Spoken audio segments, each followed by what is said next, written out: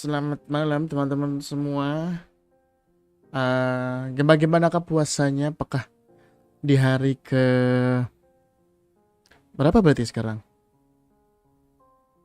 30, 29, 28, 27, 26, 25. Puasa hari ke-25 per hari ini. 5 hari lagi kita akan bertemu dengan hari yang fitri. Hari dimana semua manusia yang merayakan akan kembali ke fitrahnya, insya Allah. Ini live yang sudah bukan tertunda, kayaknya akan mulai, emang harusnya seminggu sekali aja biar bahasannya lebih maksimal dan ada yang dibahas juga sih. Tadi juga udah ngobrol ke grup para pembeli pembeli buku BSBB, menanyakan apa live hari ini yang mau dibahas, dan tadi ada yang bilang untuk membahas perihal crowdwork. Crowdwork adalah sebuah, jelasin dulu ya, mungkin teman-teman di sini ada yang kurang begitu memahami perihal crowdwork. Jadi crowdwork itu, Indonesia mengenal crowdwork itu lebih dulu mengenal dengan istilah yang namanya riffing, yaitu adalah mencari kelucuan dari interaksi dengan penonton. Itu dulu riffing. Waktu saya awal-awal berstand up itu diajarnya sama teman-teman di komunitas, sama senior, terus juga baca-baca juga. Istilah yang digunakan adalah riffing untuk mencari kelucuan dari interaksi dengan penonton.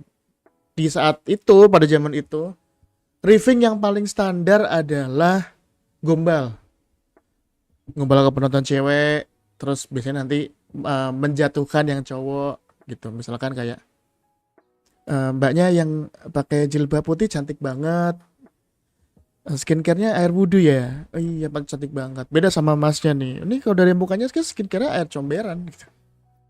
Yang paling standar seperti itu. Ada juga yang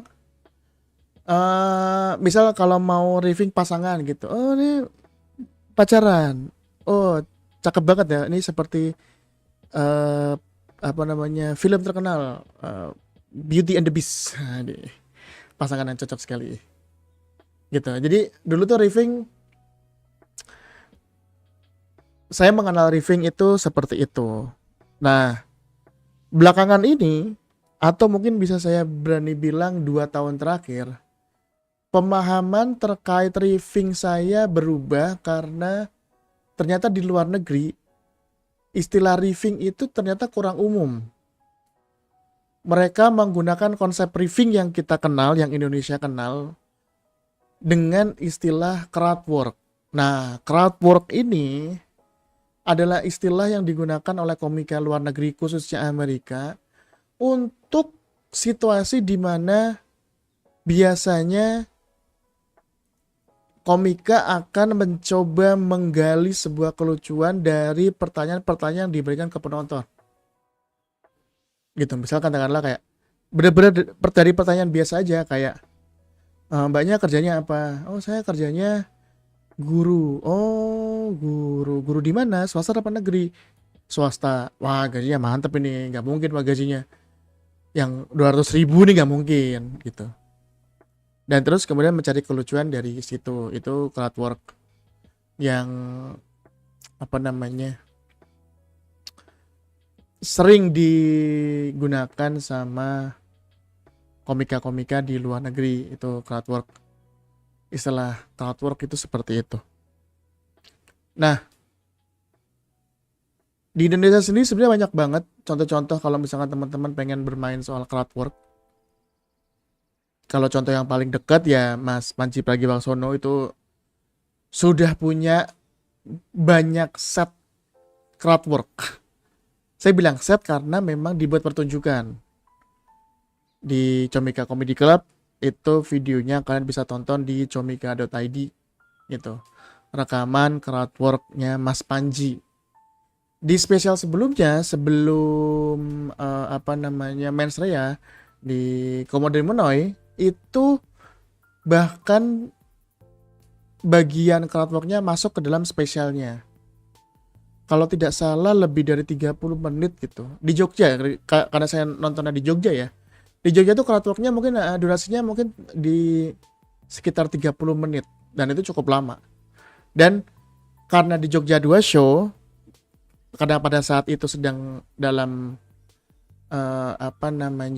proses bukan proses, masih dalam suasana COVID dan physical distancing. Jadi yang harusnya satu show banyak penonton, jadi akhirnya dikurangi, kemudian menjadi 2 show dan jaraknya penonton agak jauh-jauh. Di 2 show tersebut itu crowdworknya beda. Walaupun dalam tanda kutip incaran penonton untuk digali kelucuannya sama. Itu Mas Panji di Komodo Monoy gitu. Kalau komika luar sendiri itu bisa dibilang banyak banget contohnya yang bisa dipelajarin kalau teman-teman mau belajar soal crowdwork. Yang pertama adalah Andrew Schulz, yang saya tahu crowdwork komika yang memulai tren dari yang namanya crowdwork di luar negeri adalah Andrew Schulz. Andrew Schulz bikin crowdwork, klipnya dipotong-potong, diupload di sosmed banyak, kemudian bikin satu semacam mini show yang isinya cuma crowdwork itu, terus kemudian bikin special show. Nah, setelah si Andrew Schulz, kemudian ada komika yang bernama Matt Rife. Matt Rife ini komika tampan, ada yang bilang ini dia adalah Ken-nya manusia. Ken tuh pasangannya Barbie di boneka Barbie. Itu katanya Ken-nya manusia. Itu dia juga selain Schulz yang mempelopori crowdwork di skena stand up luar negeri, itu Matt Rife. Dan beberapa videonya yang crowdwork juga cukup viral gitu. Ada yang crowdwork tiba-tiba dilempar, kalau nggak salah dilempar celana dalam atau dilempar BH gitu, juga viral. Ada juga yang dikasih souvenir sama penontonnya, kemudian dibahas sama dia, dicari kelucuan. Itu bisa dibilang memang ininya sih, permainannya si Matt Rife dan Andrew Schulz, karena nggak mudah main crowdwork gitu, karena skill itu tuh hanya bisa diperoleh oleh komika-komika yang menurut saya, yang pertama adalah jam terbangnya sangat tinggi. Kenapa jam terbangnya ini sangat tinggi dan berpengaruh ke crowdwork? Karena semakin banyak jam terbang kalian, maka akan berpengaruh dalam kemampuan kalian untuk bisa berpikir lebih cepat di atas panggung ketika mendapatkan sebuah pressure atau mendapatkan sebuah momen kelucuan. Itu skill banget, memang skill. Dan itu hanya bisa dicapai sama orang-orang yang punya stage time atau tadi saya bilang jam terbang yang lebih tinggi gitu. Nah, selain itu komika-komika yang punya sense of crowdwork yang baik itu juga orang-orang yang wawasannya luas. Karena kalau teman-teman perhatikan, kalau teman-teman cek komika-komika yang jago bermain crowdwork akan selalu bermain di ranah stereotype, informasi trivia, terus hal-hal yang sifatnya informasi yang gak banyak orang tahu tapi juga menggelitik terkait profesi atau keadaannya gitu. Misal kalau di Amerika tuh yang sering banget tuh, misal dari sebuah state tertentu, dari negara bagian tertentu, pasti punya stereotype tertentu gitu misal. Atau misal kalau bermain kartu ras gitu. Salah satu, kalau aku lupa antara Industrials atau Matrive. Dia dapat, dia crowd work orang albino tapi rasnya kulit hitam. Jadi albino, rasnya kulit hitam. Nggak percaya, dikasih KTP-nya, terus dicek apakah benar gitu kalau dia ini kulit hitam. Oh, ini Andrew Schultz. Andrew Schultz. Terus kelucuannya adalah kalau nggak salah di bagian itu adalah coba suruh coba dong ngomong N-word gitu. Kadang-kadang kan dengan tampilannya albino tapi secara ras kulit hitam. Nah itu kenapa perlu wawasan yang tinggi, karena kalau wawasan yang nggak tinggi, satu, stereotipnya rawan kena cancel. Siapa tahu kan kalau ketika namanya adrenalin di atas panggung ya, kadang ada suka slip-slip kata, ada kata-kata yang nggak sengaja keluar dan kemudian terekam dan diupload di sosmed dan ternyata bermasalah, itu juga akan malah jadi backlash ke komikanya sendiri gitu. Makanya jadi agak rawan gitu, agak rawan. Nah terus tadi kan apa namanya, perihal wawasan yang luas juga. Nah wawasan yang luas juga ini juga berpengaruh ke bagaimana kita juga bisa mencari detail-detail kecil terkait orang yang mau kita bahas. Kalau kita nggak punya pengetahuan yang luas, untuk mencari potensi komedi itu agak sulit karena pandangan kita terbatas.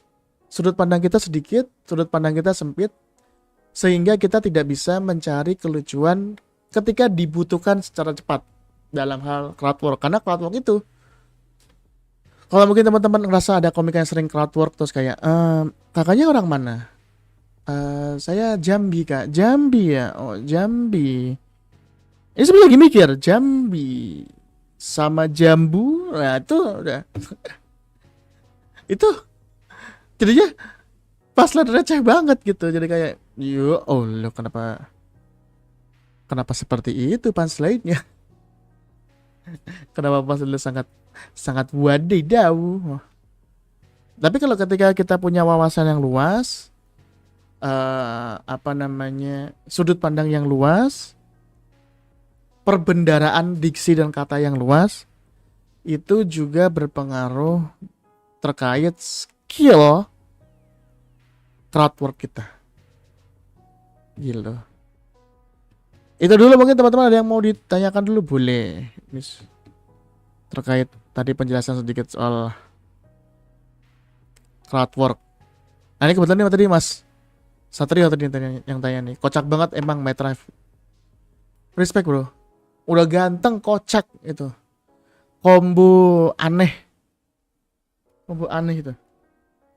Crowd tapi crowd work lucu tapi ganteng itu sangat sangat sangat bukan kombinasi komedi tuh.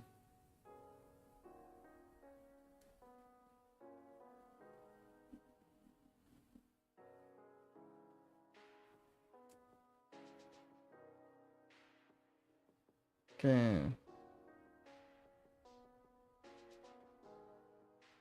jadi ada yang kita sebutin pertanyaan dulu ya tadi ya Mas Satrio. Membahas soal crowdwork dong Mas Anpes, aku merasa komiknya kalau sebelum bahan materi flownya jadi enak setelah mulai dengan crowdwork yang mantap. Nah ini juga eh memang tidak bisa dipungkiri crowdwork adalah salah satu cara komika untuk membuka penampilan dengan lebih mantap. Kenapa? Karena kebanyakan eh panggung itu tidak kenal kita sebagai komik. Nggak nggak nggak kenal gitu. Maka dengan crowdwork itu akan memudahkan penonton untuk mengenal kita sebagai komika. Jadi paham ya? Ini kenapa terasa goyang-goyang ya? Oh, ternyata. Sebentar.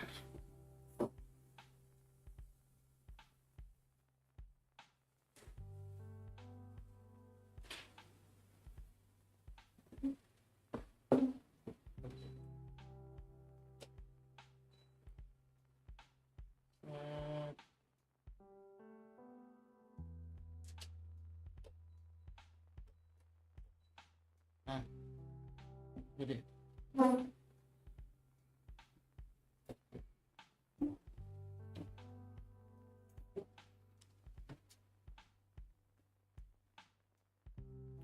sip. Terus yang mana? Tadi sampai mana kita?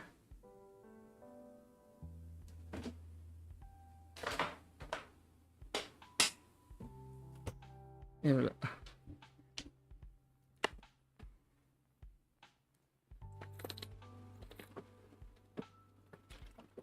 Alhamdulillah. Air dingin the best. Kalau buat apa gitu optimalnya Kratok dibuat berapa detik atau berapa menit mas? Takutnya malah kayak enakan ngobrol malah nggak jadi coba materi. Ini yang terjadi di salah satu komika Jogja yang saya kenal, yaitu adalah Zain Kaisar. Dia ini kalau bisa dibilang salah satu komika yang crowdworknya oke di Jogja untuk saat ini, karena untuk waktu yang sangat lama Jogja belum punya lagi komika dengan skill crowdwork seoke Zain. Tapi minusnya Zain itu ketika crowdwork suka keenakan. Jadi open mic dikasih waktu 5 menit, crowdworknya 4 menit. Padahal kan open mic kan ternyata nyoba materi ya. Tapi malah kenapa fokusnya malah nge-riffing gitu.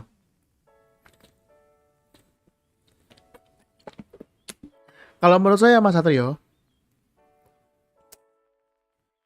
seberapa banyaknya ketika kita mencoba crowdwork di penonton adalah paling enggak kita dapat tawa pertama dengan cepat dari crowdwork itu. Karena kan untuk beberapa kasus dan cukup sering crowdwork itu cara komika untuk mendapatkan tawa pertama agar pede. Jadi ketika pede dapat tawa pertama, dapat tawa pertama langsung masuk materi. Biar lebih pede. Karena kalau takutnya kalau misalkan untuk beberapa komika termasuk saya sendiri menggunakan crowdwork adalah biar saya pede dan tidak langsung tiba-tiba masuk materi. Katakanlah saya punya materi soal oknum gitu. Soal oknum baju coklat gitu. Kalau saya langsung tiba-tiba ngomong gitu di penonton open mic yang kebanyakan tidak terlalu mengenal saya, agak riskan. Karena akan jadi ada tatapan kayak, siapa kok berani ngomongnya gitu? Kok berani ngomong gitu sih? Nah, itu. Maka dengan crowdwork, alhasil rasa tidak enak ketika langsung masuk ke materi itu bisa hilang. Gitu. Mas Satrio. Jadi kalau saya sih biasanya untuk membuka aja untuk dapat tawa pertama gitu. Contohnya kemarin banget di hari Jumat itu saya open mic di Jankenpo, komunitas wibu, komunitas anak wibu dari anak-anak Selabodo Jogja. Jadi Selabodo Jogja anggotanya ada yang wibu.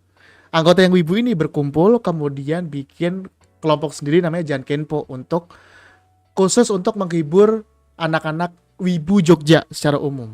Jadi sering kolaborasi sama teman-teman nakama Jogja, terus sama teman-teman idol di Jogja dan segala macam. Nah, kemarin ada open mic kemarin ini banget. Ketika open mic ada anak kecil paling mungkin umur 6 7 gitu. Materi saya terkait oknum.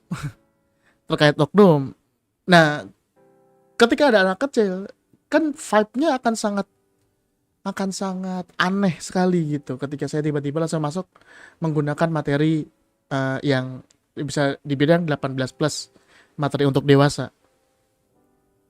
Ketika saya tiba-tiba masuk begitu kan aneh, makanya saya melakukan crowdwork. Saya bilang nama anaknya L. Dengan badan seperti ini, crowdwork yang saya gunakan adalah, halo adek, namanya siapa tadi? L. Iya kenalin L, saya 3XL. Ya. Segitu aja, dapat ketawa yang cukup, udah. saya langsung masuk materi gitu. Tapi dengan catatan, saya karena anak kecil ini perlu di acknowledge kehadirannya sama penonton, maka bit-bit awal saya cari materi-materi lama saya yang masih terkait dengan anak kecil. Jadi saya jahit si materi anak-anak kecil ini untuk bisa meng-acknowledge bahwa ini loh ada anak kecil dan cukup mengganggu, karena sebelum saya ada seorang penampil yang ketika materi itu disautin sama si anak kecil, disautinnya kayak oh, kayak tau gak sih kalau ininya Coki gitu, bisa kalau merespon apa namanya jokesnya Muslim, ya kan ini gini-gini, oh kayak itu anak kecil begitu tuh tadi semalam ada di satu penampilan, itu cukup kena mental, membuat kena mental si komikanya gitu. Nah jadi kan mau tidak mau saya harus mengadres atau meng-acknowledge atau membuat orang memahami situasi dan kondisinya. Walaupun sudah dibahas juga oleh MC, tapi saya juga perlu sebagai komika agar tidak terkesan saya adalah orang yang ignorance atau tidak bisa membaca situasi yang ada di tempat tersebut. Langsung bongkar pasang dadakan, Mas. Betul. Betul. Jadi sebenarnya set saya udah ada nih. Set saya udah ada untuk saya nyoba 5 menit. Tapi kan ada anak kecil, jadi mau nggak mau memang harus beradaptasi. Memang harus beradaptasi dengan situasi dan kondisi. Jadi di situ saya menambahkan materi-materi saya. Paling mungkin sekitar 3 bit atau 4 bit gitu. Nggak sih, nggak banyak, nggak sampai 3 bit sih. Paling 2 jokes, 2 sampai 3 jokes untuk meng-acknowledge anak kecil ini. Karena si anak kecil ini memang cukup mengganggu situasinya. Dia cukup mengganggu. Nah, saya itu memaklumi situasi si anak kecil yang mengganggu. Kemudian saya kasih contoh ada anak-anak kecil, bahwa memang anak-anak kecil di umur segitu tuh memang annoying gitu. Dan ya udah, memang harus seperti itu. Dan yang saya tahu dan saya pelajari juga ini jadi ilmu ini saya dapat ketika saya mengajar di sekolah pecahkan semester 1 di tahun 2024. Tahun 2024. Itu saya mengajar di sekolah pecahkan, kemudian saya mendapatkan ilmu dari Bang Regi Hasibuan. Yaitu adalah komika Malang yang sekarang berkarir sebagai komika bahasa Inggris di Bali. Bahwa dia bilang ada 4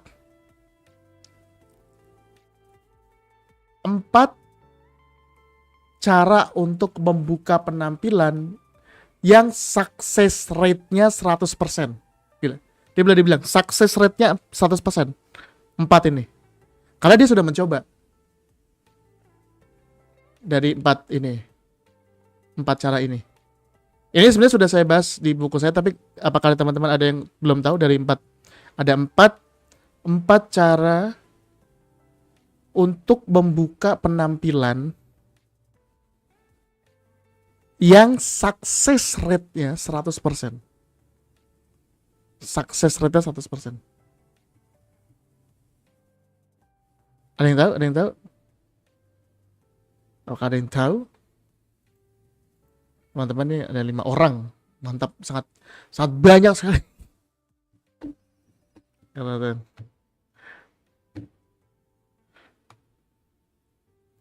Jadi 4 hal untuk membuka penampilan itu. Belum sampai situ Mas bacanya. Oke. Ada yang lain? Ini ada 5 penonton yang sedang melihat.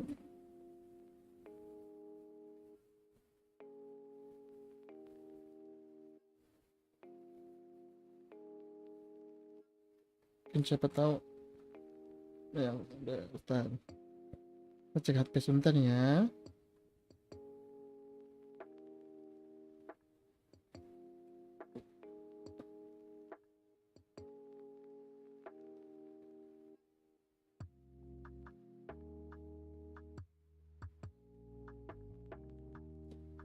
follow up. Bukan. Bukan. Bukan. Empat cara untuk memulai set. Empat cara untuk memulai set. Yang menurut Bang Regi Hasibuan, ini success rate-nya 100%. Yang mana yang biasa saya coba dari 4 ini itu 3 dan emang oke. Yang satu itu sejauh ini belum pernah saya coba karena situasinya khusus. Situasinya sangat khusus. Nah, jadi 4 ini ya.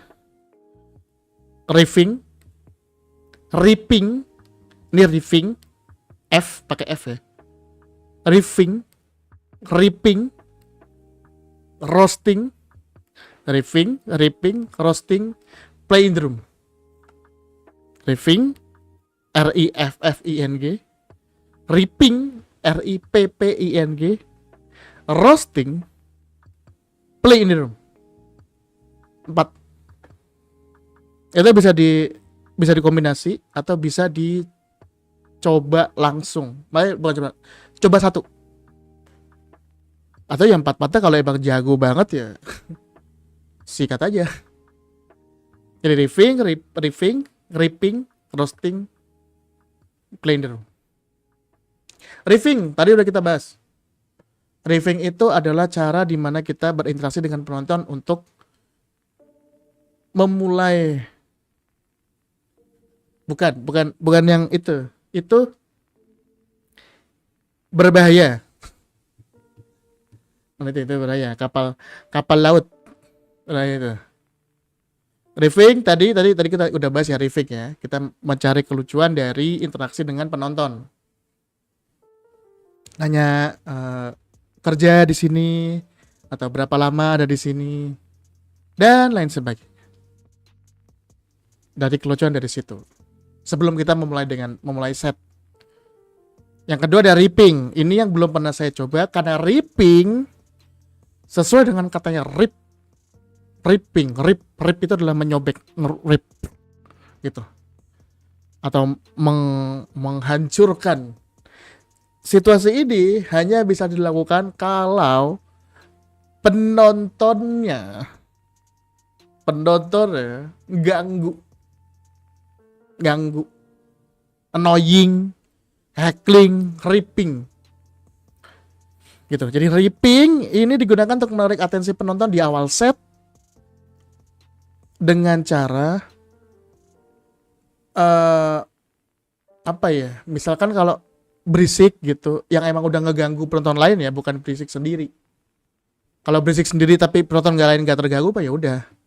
Tapi kalau berisik dan sudah mengganggu, itu yang udah yang kayak bisa diem gak sih? Parah banget, orang kagak lihat lah, menghargai orang lain nih segala macam. Nah itu, jadi serang balik. Kalau dia menyerang kita serang balik, itu ripping. R-I-P-P-I-N-G, ripping. Gitu. Jadi ada riffing, ripping, roasting.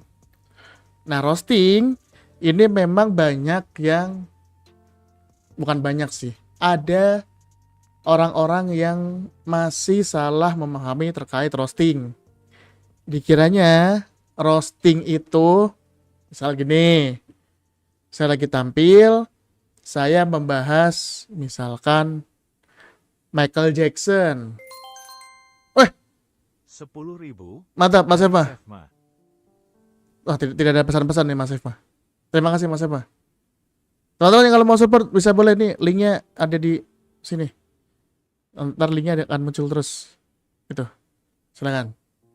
Terima kasih Mas Eva. Tadi ripping, roasting. Roasting tadi kan banyak ada beberapa orang yang masih kurang bisa memahami tentang roasting. Misalnya saya tampil membuat jokes terkait Michael Jackson. Nah, orang yang masih belum tahu konsep roasting mengira bahwa saya sedang merosting Michael Jackson.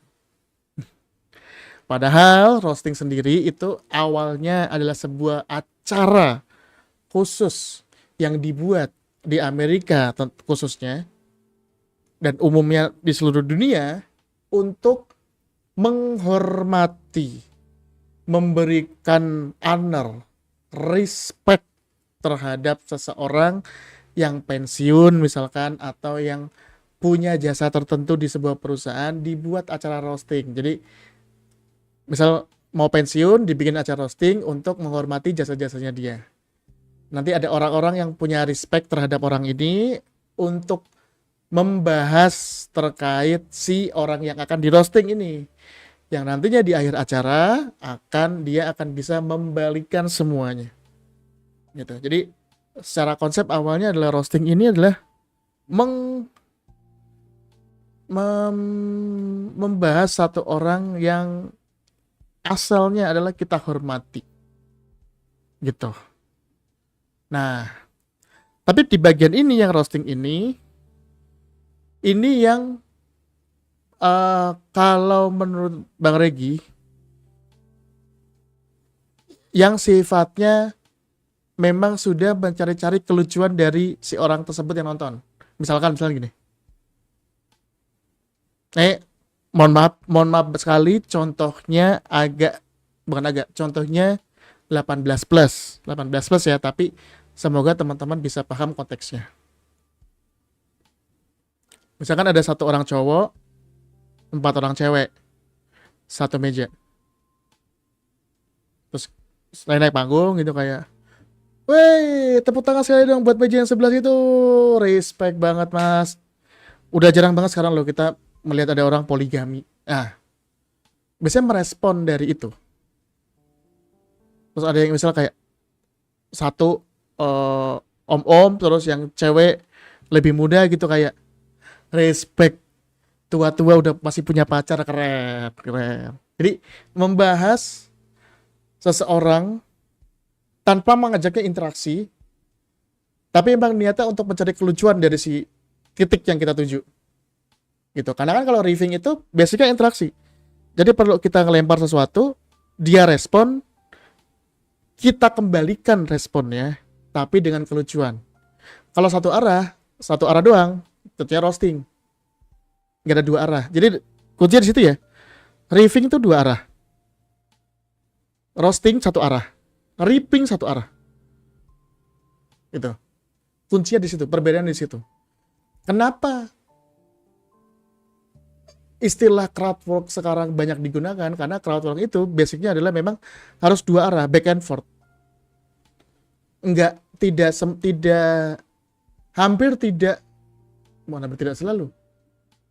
Hampir tidak mungkin hanya satu arah kalau crowdwork, karena harus ada interaksinya. Justru kelucuannya dari situ.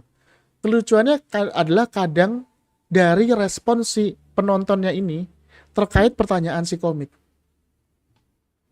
Yang disitulah nanti si komiknya bisa mencari kelucuan dari situ.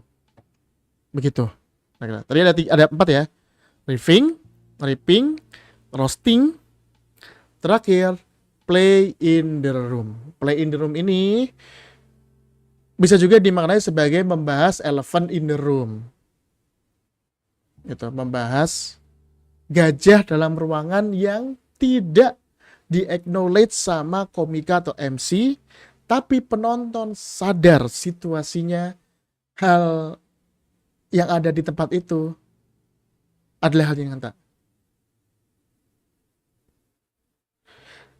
Crowdwork baiknya penonton kita kasih mic gak mas? Kalau memang dirasa perlu mah nggak apa-apa. Kadang memang ini sebelum masuk ke ini ya, sebelum masuk ke play in the room ya. Salah satu kesalahan yang sering saya lihat ketika open mic, pas ada orang-orang yang sedang mencoba untuk melatih riffing, apalagi riffing yang sifatnya interaksi ya. Kalau yang satu arah sih saya nggak masalah. Yang kayak, wah cantik banget ini skincare-nya pasti Wardah dan air wudhu pasti. Itu kan nggak butuh jawaban penonton. Tapi terkadang ada orang-orang yang mencoba riffing atau crowdwork yang butuh ada orang untuk respon ke komiknya. Kan emang sulit ya. Kan mic di open mic kan terbatas ya, nggak mesti ada gitu. si komika tidak mengulang jawaban dari si penonton. Jadi misal tanya, Mbak, kuliah apa kerja? Mbaknya jawab kerja, tapi suaranya kecil. Tapi si komika notice, oh jawabnya kerja. Si komika enggak tidak mengulang. Jadi langsung ditanya, oh di mana? Nah, yang penonton yang nggak dengar kan bingung, tadi ngomong apa sih mbaknya? Jadi kita nggak bisa nangkap kelucuan nanti kalau misalkan dibahas gitu. Jadi alangkah baiknya kalau misalkan memang tidak bisa ada mic yang digunakan untuk menjawab crowd si penonton, ya udah diulang aja. Mbak, kuliah apa kerja? Kerja. Oh, kerja. Kerja di mana? BUMN. Bro, kita adalah orang kaya di sini, respect banget loh. Gaji 2 digit, 3 digit, 1. Oh, ini BUMN-nya BUMN kecil ini. Ini yang BUMN yang kayaknya nggak ada korupsi nih. Misalkan. Jadi harus diulang. Gitu.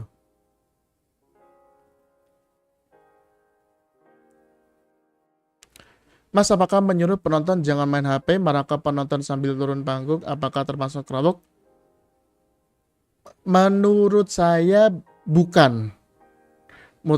Tapi termasuk riffing ya. Termasuk riffing. Karena kan crowd kan ininya.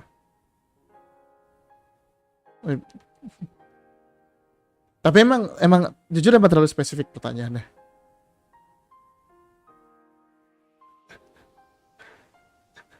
Saya pernah masuk ke pabrik, di situ sampai ratusan orang kerja semua. Apakah mereka termasuk?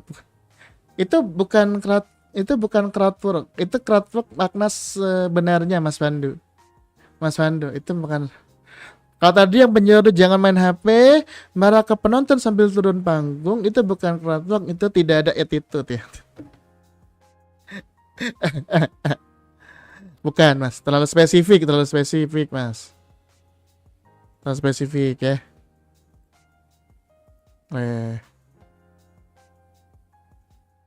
Terima kasih Mas Efma tadi sudah menyawer 10.000. Ada lagi? Nah tadi udah bahas itu tuh. Ripping, roasting. Oh, play in the room belum? Play in the room ini adalah tadi membahas,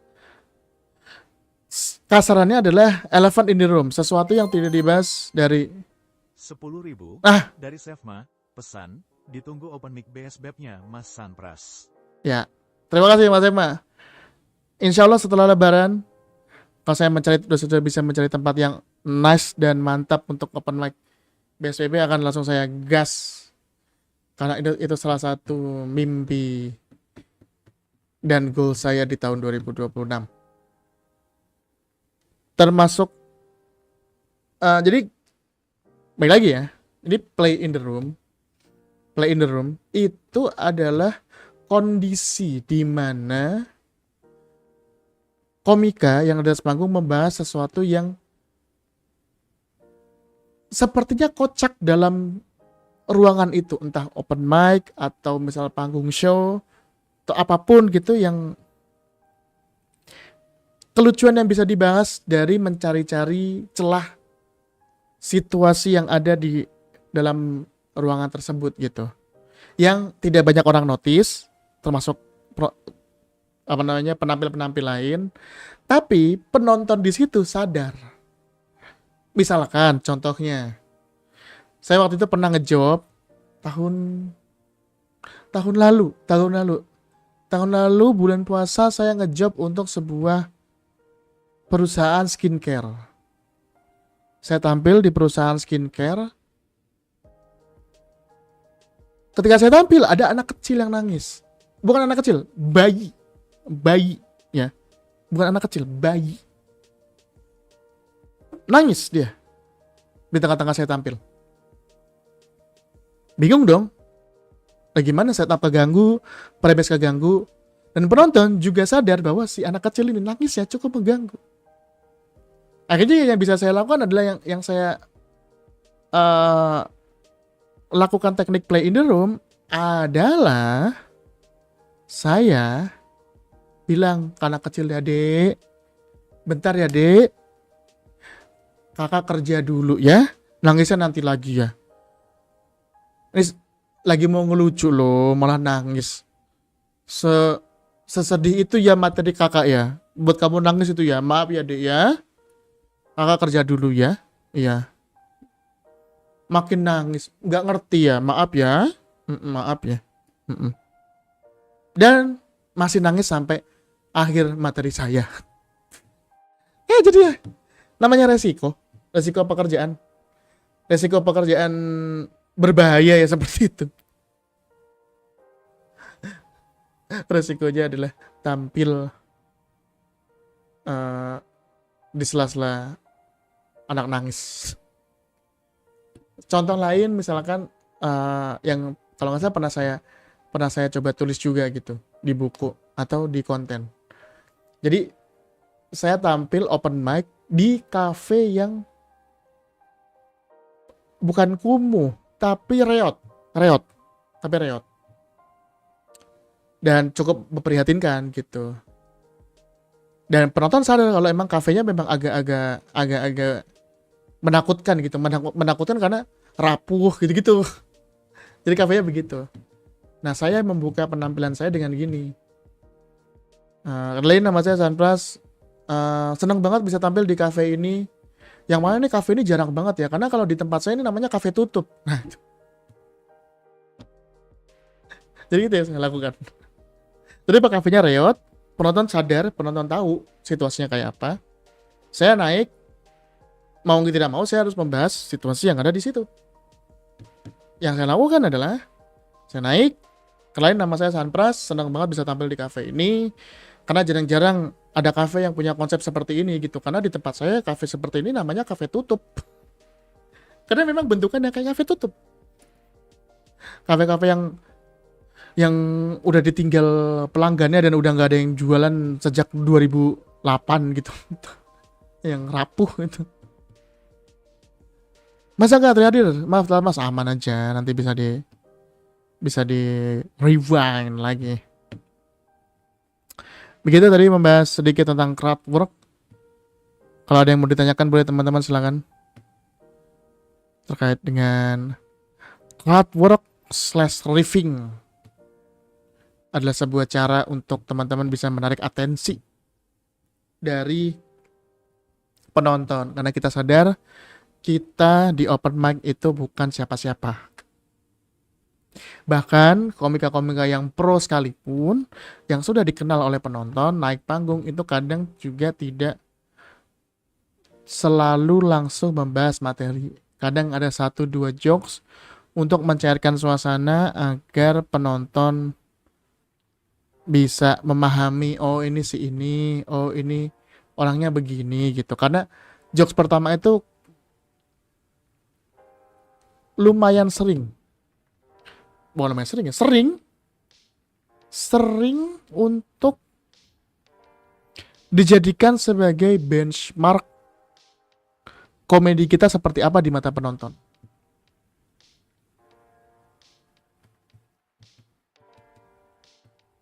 Gitu. Jadi kalau contoh yang saya gunakan itu waktu itu di Jogja ada komika namanya Felix Heda. Felix Heda ini komika absurd.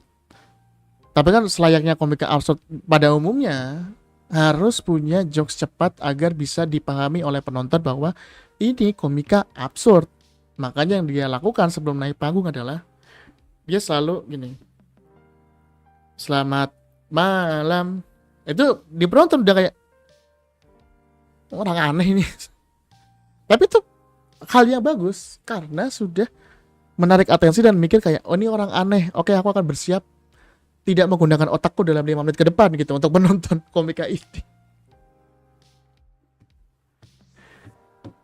Buat pemula, Elephant in the Room tuh perlu ditulis poin-poin sebelum maju atau gimana? Menurut saya perlu ditulis, Mas Ema. Saya pun juga masih nulis kok. Kalau pengen sebelum naik ada poin-poin itu sebelum naik saya selalu tulis. dan memang harus cepet ya nulisnya ya, dan menemukan hal-hal yang aneh gitu. Soalnya kalau gimana ya, saya tuh agak susah menjelaskan karena saya tuh lumayan sering melakukan hal itu. Jadi sebelum naik tuh sebelum saya ke situ ya, bahwa kenapa saya selalu bilang ke teman-teman, apalagi Serapindo Jogja, kalau open mic itu pastikan materi itu setidaknya 70% atau 80% sudah jadi H-2 atau H-1. Kenapa? Ketika sudah jadi H-1 atau H-2, ada fokus untuk ngebadanin. Misalkan open mic dari Jumat, maka pastikan materi itu sudah setidaknya setengah atau setengah lebih jadi di hari Rabu atau di hari Kamis. Buat apa? Ada selang waktu untuk ngebadanin. Misal di hari Kamis sudah jadi, Kamis malam ngebadanin, Jumat pagi ngebadanin. Atau Kamis malam selesai, berarti Jumat pagi ngebadanin. Biar tujuannya adalah nanti ketika open mic, ketika sebelum giliran, tidak malah ngebadanin, tapi ngeliat komik sebelumku melakukan hal unik apa nih hari ini. Nah itu yang bisa jadi amunisi tambahan untuk naik panggung open mic. Jadi ketika waktunya open mic, sudah nggak ribet lagi buat ngebadanin, karena ngebadaninnya udah kemarin atau udah tadi pagi. Malam hari ini sebelum naik, sambil ngeliatin aja, sini ngapain hari ini ya gitu. Apa yang dilakukan orang ini ya gitu. Soalnya kadang kalau saya sendiri sih, karena sering banget dapat jokes bagus tuh malah ketika nontonin komik open mic. Oh, bisa ngebahas ini nih. Oh, bisa dibahas ini nih. Salah satu contohnya adalah materi saya yang saya upload di Instagram terkait open mic itu adalah ajang untuk nyoba materi. Kalau lucu ya syukur, kalau nggak lucu ya maaf, namanya juga nyoba. Dan open mic ini menurut saya cuman ada di konsep kesenian, stand up, nyanyi, puisi, teater, cuman ada di sini. Nggak pernah ada di tempat lain. Misal konsep open mic ada di dokter bedah, nggak pernah ada tuh. Dokter bedah open mic nggak pernah ada, karena kita nggak pernah mau denger ada dokter bedah yang ketika lagi ngobrol ke pasiennya gitu kayak, mohon maaf ya kek, hari ini saya nyoba doang, jadi kalau selamat alhamdulillah, kalau nggak selamat mohon maaf. Terus saya memperagakan hal-hal yang sering dilakukan oleh komika ketika sedang open mic. Lagi ngebedah, lupa, bentar ya, saya lihat catatan saya dulu. Tepuk tangan buat Sarjito gitu. Kan kalau komika open mic suka gitu. Lagi ngelihat catatan, bentar ya lupa gitu. Catatan, tepuk tangan buat tempat ini. Gitu. Nah itu saya dapat ketika saya lagi memperhatikan komika-komika yang tampil. Gitu. Jadi agak cukup mendadak.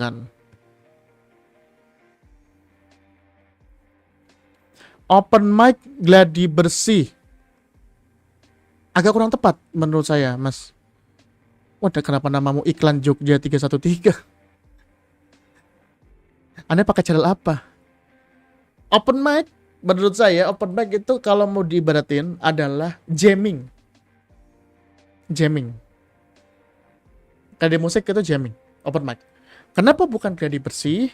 Gladi bersih itu kan atau GR itu yang saya tahu ya.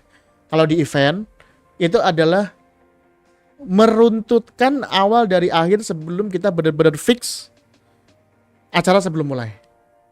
Nanti mau kayak apa dan segala macam. Gladi bersih itu kalau materinya sudah lock sekitar 90%, 85%, 90%. Nah, sedangkan open mic kadang materinya masih 50%, Mas. Jadi menurut saya sih lebih cocok disebut sebagai jamming, karena ketika jamming musisi, kalau teman-teman familiar dengan konsep jamming itu adalah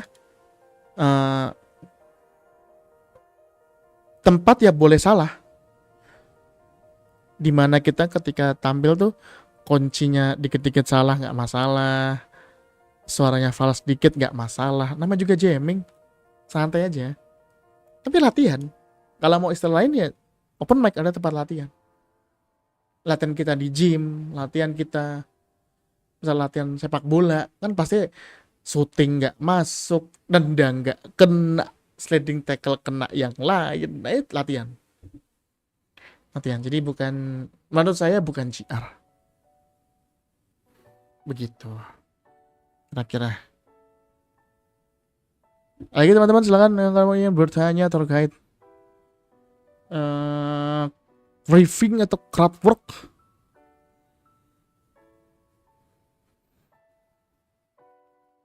Briefing atau crowd work.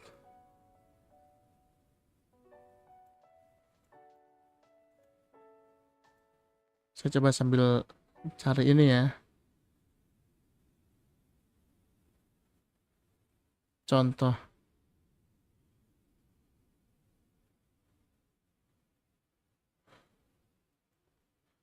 Contoh crowd work. Oh nih. Mas, kalau premis itu apakah selalu harus dimulai dengan objek, jangan dulu langsung. Ada mas, iklan iklan Jogja 313. Namanya cukup berani juga nih. Mas, kalau premis itu apakah selalu harus dimulai dari objek, jangan dulu langsung subjek? Boleh tolong dielaborasi, maksudnya gimana? Boleh langsung dielaborasi, maksudnya contohnya bagaimana? Harus dimulai dari objek, jangan dulu langsung subjek tuh. Bagaimanakah? Boleh di itu. Kita lihat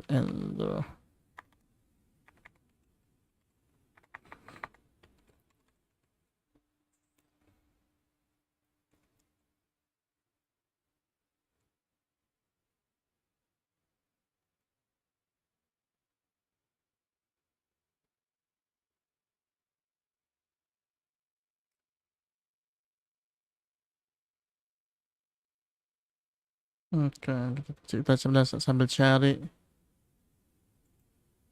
contoh crowd work dari.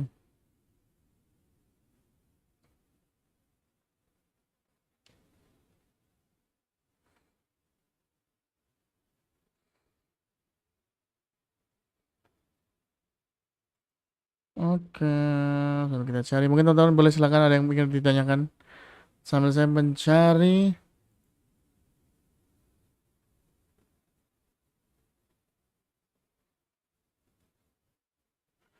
Oke.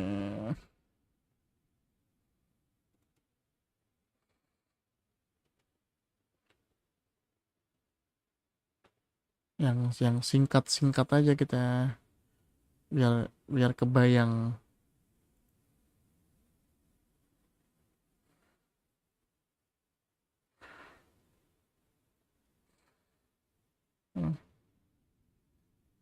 Nah, oke, ini menarik nih. Ini menarik nih.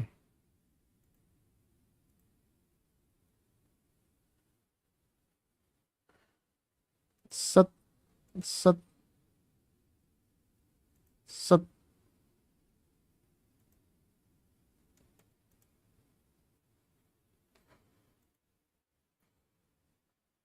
Ini,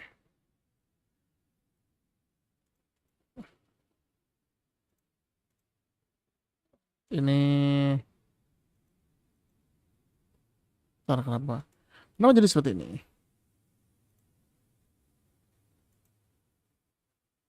Oke. Tadi ya, kawan-kawan. Sambil saya mencari tadi. Tadi udah ketemu tadi.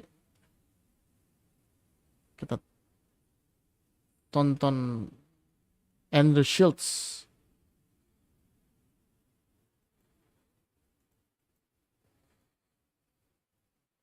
Salah satu king of crowd work.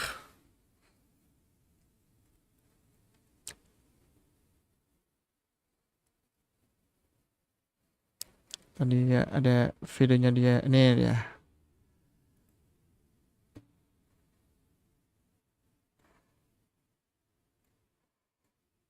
Oke.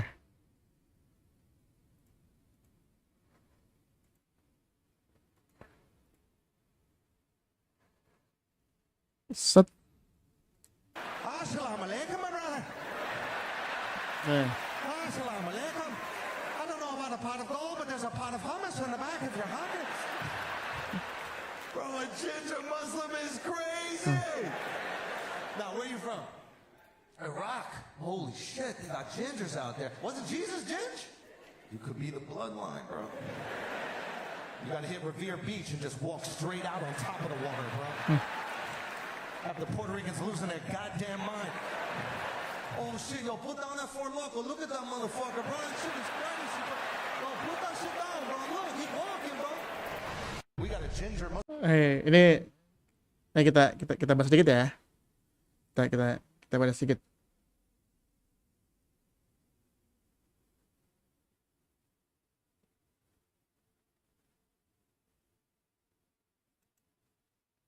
Oke. Jadi Andrew Schultz melihat ada seorang apa namanya, orang Muslim tapi fisiknya ginger. Ginger itu kulit putih, rambutnya merah. Muslim in the front row. I never seen one of these. Nah, ini. Wrinkle in the Matrix. Nah, kenapa saya bilang crowdwork? Tadi si orangnya nyaut. Tebak, saya dari mana? From Syria. Dari Syria, dari bukan, Afghanistan. Afghanistan. Dagestan? Ireland? Nah, jadi kelucuan dari situ. Bisa tebak dari saya dari mana nggak? Syria? Bukan. Dagestan tuh tempatnya Habib Nurmagomedov. Terus dia jawab, si Anderson tanya lagi, Ireland, ketawa. Kalian paham nggak kenapa penonton ketawa? Karena itu stereotip bahwa orang seperti penonton ini itu dari Ireland. Jadi fisik seperti itu stereotipnya adalah orang Irlandia. Makanya itu kenapa jadi lucu.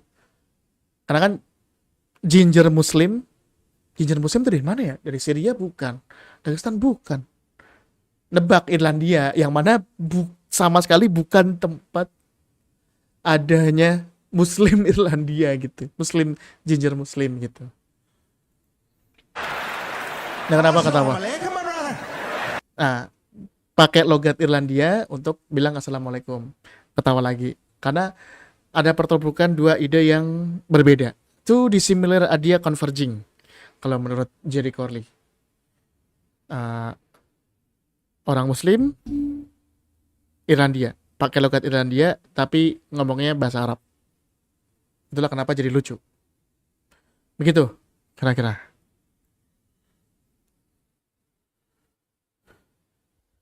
Adi Tirtayasa 929, Bang, apa maksud metode penyusunan bit PCS? Aku dengar dari salah satu siswa pecahkan. PCS itu teman-teman bisa tonton videonya di Ruang Guyu Stand Up Indo yang sama Yono Bakri. Dan ibarat sama Yono Bakri, pembahasan PCS itu adalah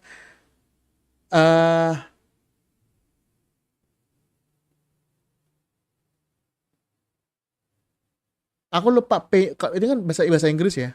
Tapi intinya adalah PCS itu adalah fakta, kasus, efek, solusi. Terakhir bisa kesimpulan. Fakta, kasus, efek, solusi, kesimpulan.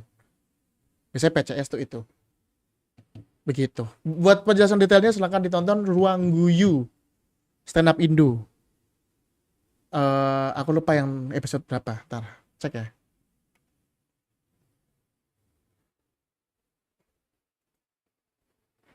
Ruang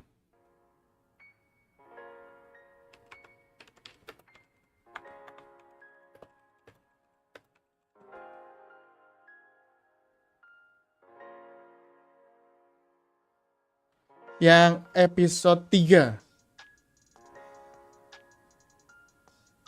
Yang episode 3. Video 3 tahun lalu. Silakan. Mas Adi Tirtayasa. Silakan dicek videonya.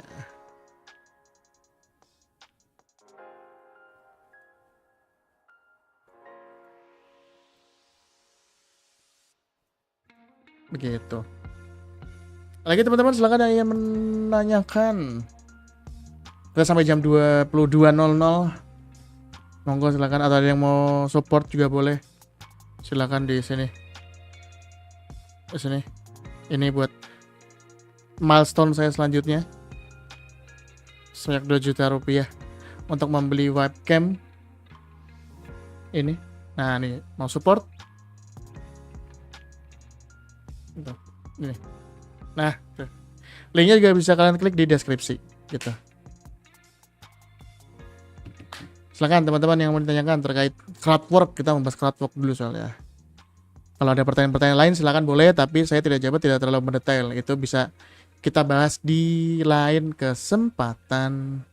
Silahkan. Boleh. Seru ya kalau bahas satu topik gitu ya. Karena nggak kerasa.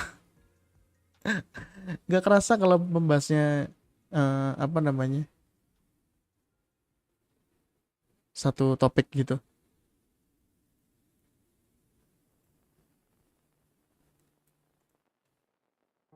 Iya, monggo silakan teman-teman.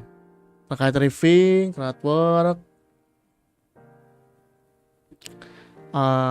elephant in the room, boleh. Silakan. Monggo. Siapa tahu ada yang masih bingung gitu terkait gimana caranya riffing gitu. Karena kan riffing untuk komika pemula itu baiknya disiapkan. Nah, tadi juga lupa dibahas nih. Riffing itu kalau yang benar-benar improvisasi hanya untuk orang-orang sakti, kalau saya bilang. Riffing itu hanya untuk orang-orang sakti. Kenapa untuk orang-orang sakti? Karena bagi komika pemula mendapatkan jawaban yang tidak terduga itu agak sulit untuk mencari jalan keluar dari situ. Ini misalkan gini, yang sering saya bilang tuh kalau misalkan emang mau nge-riffing itu ditulis. Misalkan adalah saya pengen ngebahas soal cewek kacamata misalkan, cewek kacamata, maka saya harus tanya gitu. Saya harus tulis. Oke, cewek kacamata, yang dengan cewek kacamata ini saya pengen ngebahas apa? Saya minus berapa kak gitu, atau kayak misal bisa ngelihat ini nggak, misal kayak ada cewek pakai kacamata, coba boleh gini gitu, tebak ini berapa gitu misal, atau dan sebagainya gitu. Perlu ditulis. Yang rawan dan jangan sampai enggak adalah gini.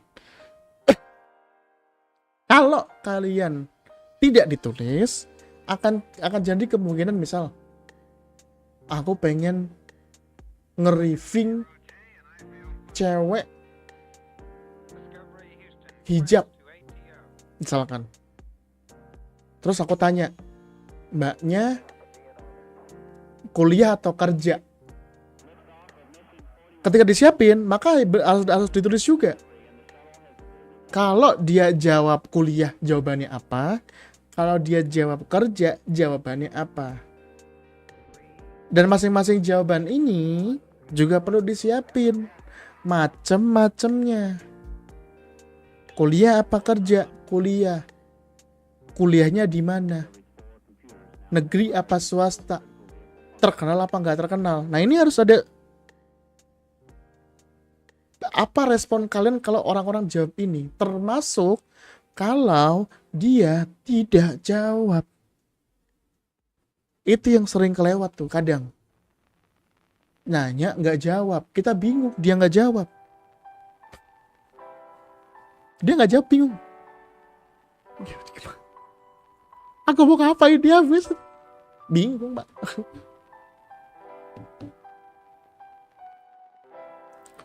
Gitu. Jadi baiknya disiapin. Apapun kemungkinan yang mungkin keluar dari penonton, disiapkan.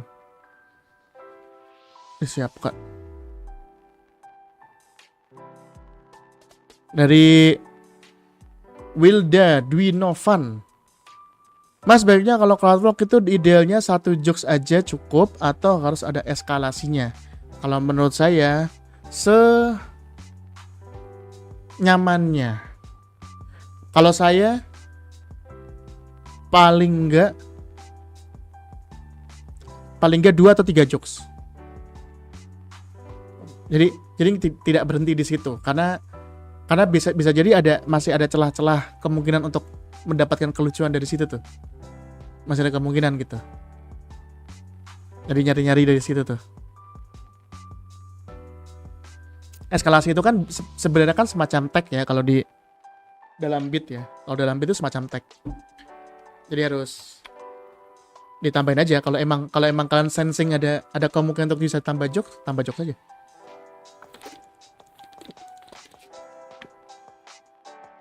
Kalau ngeledek komik yang abis ngebom gimana mas? Menurut saya nih Mas Egi, membahas komika sebelumnya yang ngebom itu perlu dibahas. Mungkin nggak selamanya ngeledek, tapi kan yang paling umum ngeledek. Tapi perlu dibahas karena biasanya setelah komik ngebom, vibe-nya aneh banget. Jadi mau nggak mau dibahas. Biar tidak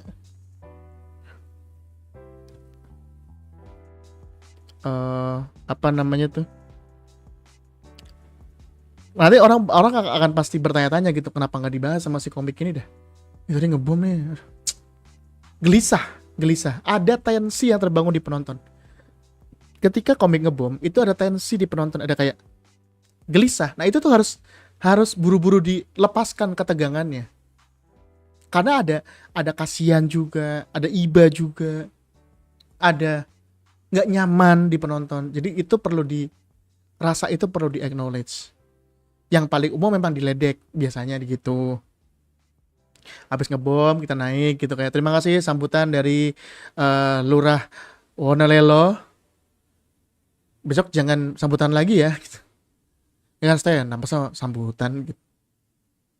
Atau kayak itu terima kasih itu. Tepuk tangan aja dong buat kru cek sound gitu. Garam dan madu. Kenapa garam dan madu sayang? Dari Muhammad Daniel 827 mau OOT mas. Kalau orang pengen stand up karena merasa ingin sharing motivasi hal yang positif bagaimana? Karena sepertinya orang lebih klik dan gampang masuk informasinya kalau lewat hal-hal lucu. Oh, maksudnya pengen berbagi. Jadi stand up itu dia pengen menyampaikan sebuah pesan gitu ya. Wow, ternyata tensinya termasuk tensi itu. Bagus. Tidak ketebak. Tensi apa tadi? Tensi dan Naikila. Gitu gimana Mas Muhammad Daniel? Maksudnya gitu ya? Jadi karena merasa ingin sharing motivasi hal-hal positif. Jadi dia stand up itu pengen berbagi hal-hal positif gitu. Atau gimana? Jadi aku jujur masih kurang paham bener deh, jujur masih kurang paham. Boleh tolong dielaborasi? Tolong dielaborasi terkait itunya. Kalau terkait kalimat yang terakhir, saya setuju. Karena sepertinya orang lebih klik dan gampang masuk informasinya kalau lewat hal lucu, saya setuju. Tapi,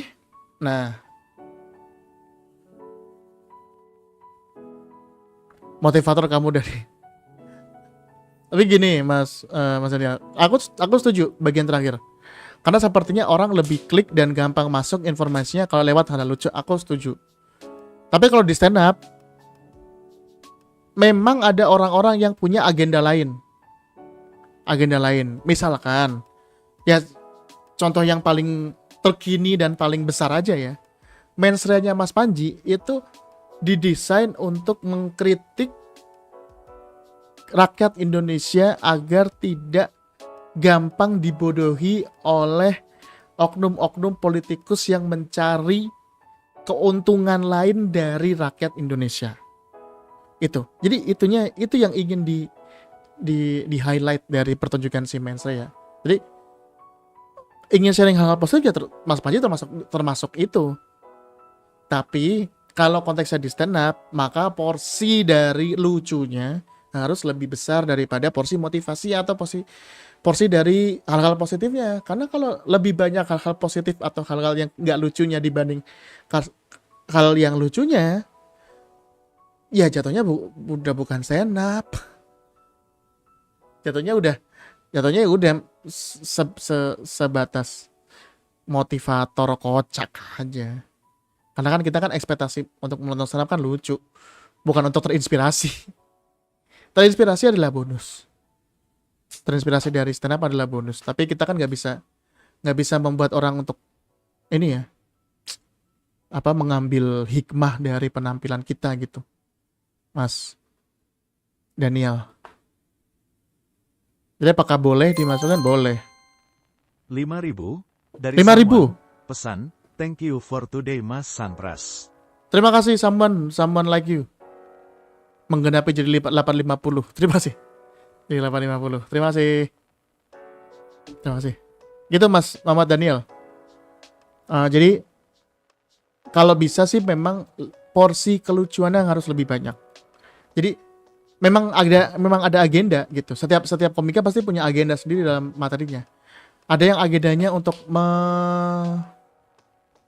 mempopulerkan gerakan feminisme, ada juga yang misal misinya di stand up dalam penampilannya ingin mengkritik kinerja polisi, bisa. Tapi kelucuannya harus lebih besar daripada isinya. Salah satu contoh yang paling terkenal dari konteks ini adalah materinya Bang Abdur di final Suci 4. Rima kapal tua. Itu Bang Abdur katanya sih, saya belum bisa mengonfirmasi dan karena belum sempat ketemu buat nanya juga terkait ini. Tapi saya penasaran, besok kalau ketemu coba aku tanya deh. Jadi katanya isu yang beredar bahwa Bang Abdur itu di final ingin menyajikan hal yang berbeda. Tidak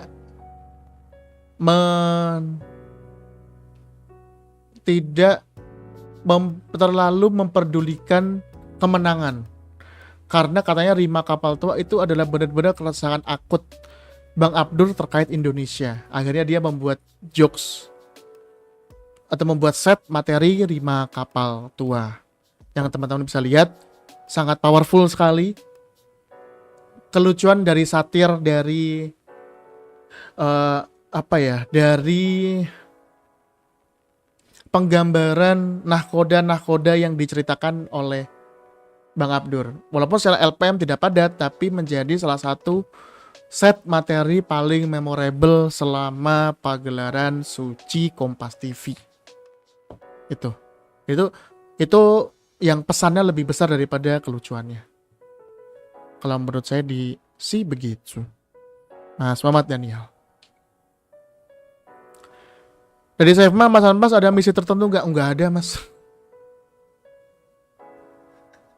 Aku tuh menyuarakan apa yang aku rasakan aja. Kalau pada akhirnya penonton mendapatkan sesuatu dari materiku, ya alhamdulillah. Kalau enggak, ya enggak. Kecuali kalau konteksnya gini, kemarin waktu di Deddy Corbuzier, nah itu aku ada misi tertentu memang. Jadi selain lucu, juga menyuarakan dalam tanda kutip keresahan sebagai orang Jogja. Karena platformnya oke, dan pasti ditonton orang banyak. Gitu. Jadi karena platformnya oke, gede, terus dan dalam tanda kutip boleh ngomongin apa aja dan boleh mengkritik higher power, punching up, membahas sesuatu yang ke atas gitu, kebijakan pemerintah dan segala macamnya. Akhirnya dari Corbuzier saya pakai set membahas orang Jogja di akhir, walaupun depannya saya membahas tentang orang gendut gitu. Yang akhirnya ya alhamdulillahnya menang di somasi dari Corbuzier itu. Jadi kalau misi sih tergantung si nanti setnya pengennya kayak apa. Nah besok kan itu tanggal 11 itu di Semarang. Jadi Opa Dara Banggian. Spesialnya Aman ya. Nah itu mungkin saya akan ngebahas ya sesuai dengan judulnya. Aman ya adalah sebuah kontennya Banggian di mana dia membahas tentang kondisi sospol di Indonesia. Nah, di situ saya mungkin akan bisa ngebahas hal-hal yang terkait keresahan soal sospol di Indonesia. Begitu kira-kira.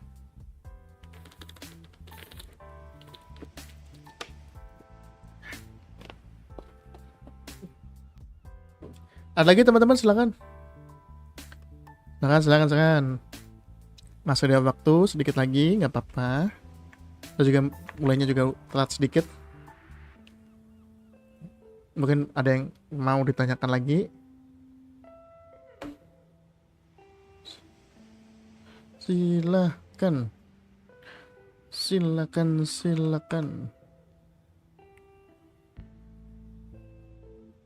Yang terkait pembahasan hari ini yaitu adalah crowdwork atau riffing yang sering diutarakan oleh komika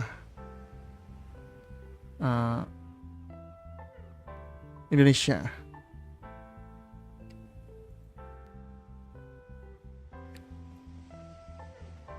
Lagi teman-teman yang mau ditanyakan silakan.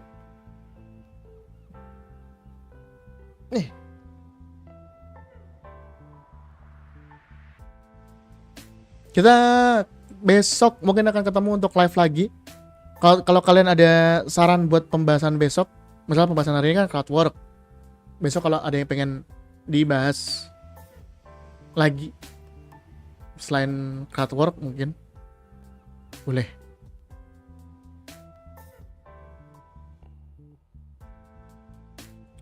Oh nih, Adi Tirtayasa 9259, Mas kalau open mic tujuannya cuma ingin curhat tapi ditambah pasien tipis-tipis apakah boleh? Boleh aja.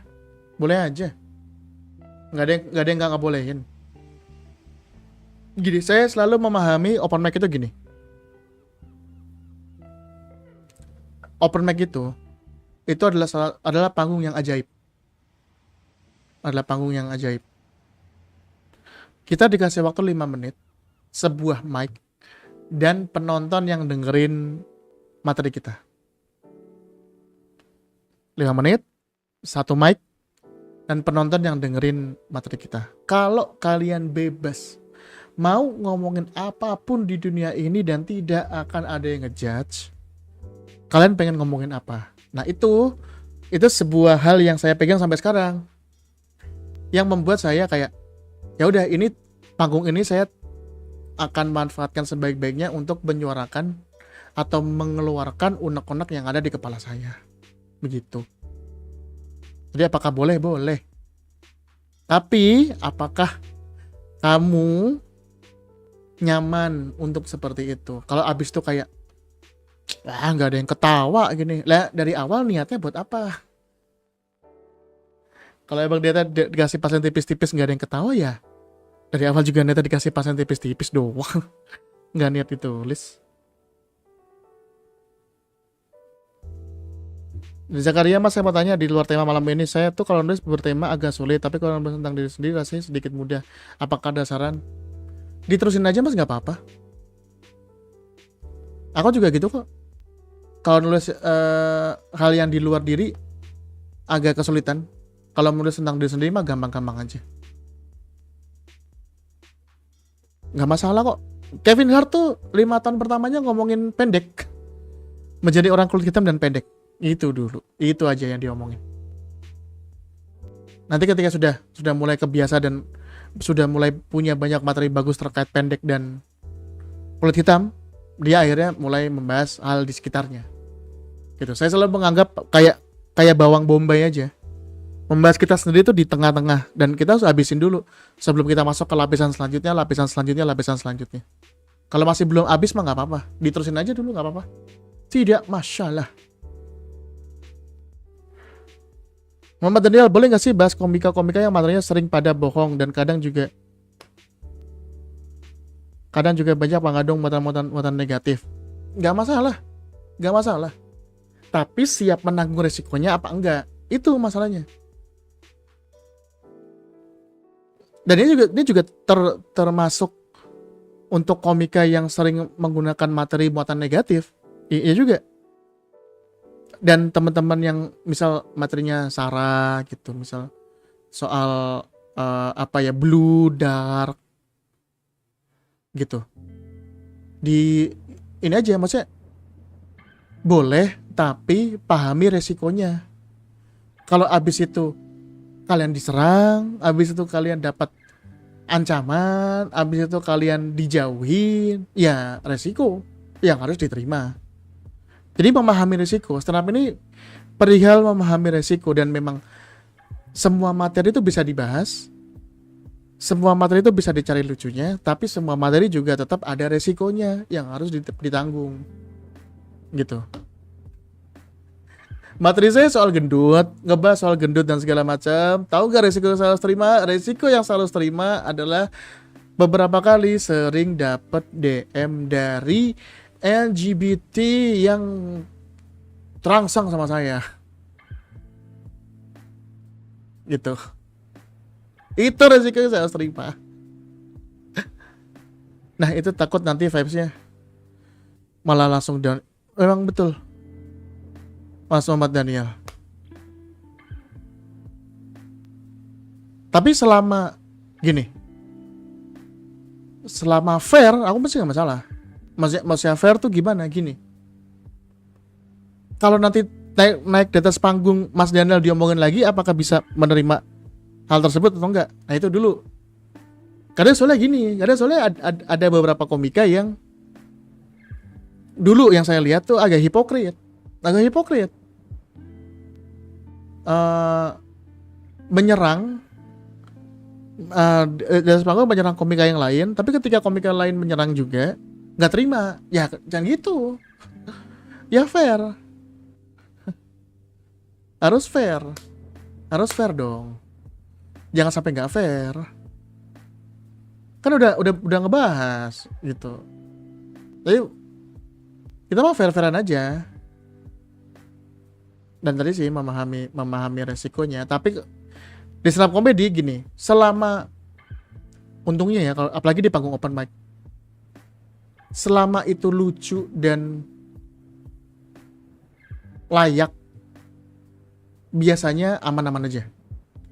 Masalah lucu dan layak itu gimana? Gini, tadi kan Mas Muhammad Daniel ngomong kalau misalkan ngebahas komika yang selalu bohong dan mengandung muatan negatif itu bisa nggak dibahas.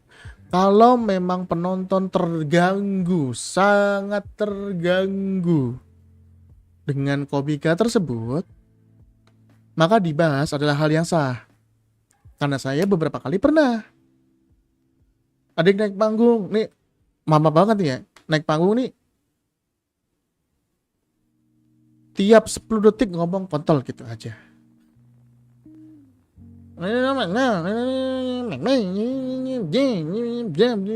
Gitu. Naik panggung, yang udah mau nggak mau dibahas karena udah annoying. Naik panggung keganggu, udah naik panggung udah. Kok bisa ada orang ngomong itu tapi nggak lucu itu? Udah.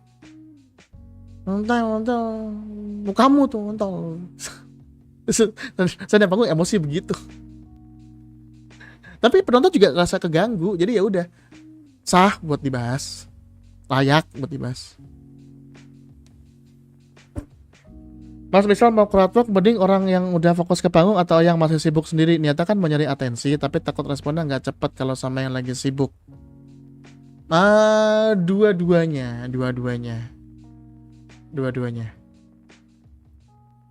Tapi memang harus yang tadi saya bilang, harus menyiapkan opsi gitu. Misalkan emang mau dalam tanda kutip mengajak crowd work yang nggak fokus. Kalau dia cepat fokusnya jawabnya apa, kalau dia masih nggak fokus jawabnya apa. Harus punya pelampung itu, nggak mungkin jangan nggak punya pelampung. Jangan nggak punya pelampung.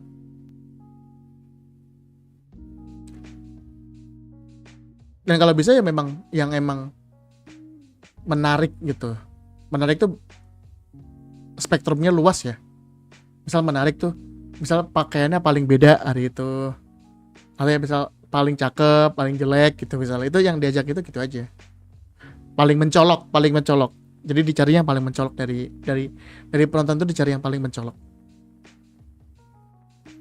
Kalau ternyata emang mengganggu, misal gini. Waktu itu saya crowd work di UGM kampus, Open Mic kampus.